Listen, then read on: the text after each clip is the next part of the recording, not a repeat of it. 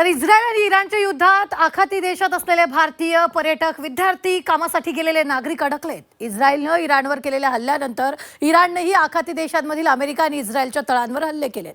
त्यामुळे या ठिकाणांवरील विमानसेवा रद्द करण्यात आली. त्यामुळे लाखो पर्यटक या आखाती देशांमध्ये अडकलेत.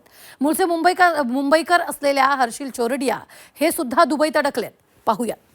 मी हर्षिल चोरडिया, मुंबईचा एक प्रवासी, दुबईमध्ये अडकलो आहे. कारण इकडची एअर स्पेस आणि गल्फ कंट्रीजची प्रत्येक कंट्रीची एअर स्पेस बंद आहे. कमर्शियल फ्लाईट्स कम्प्लिटली बंद आहेत. दुबई इथं सर्व चालू आहे.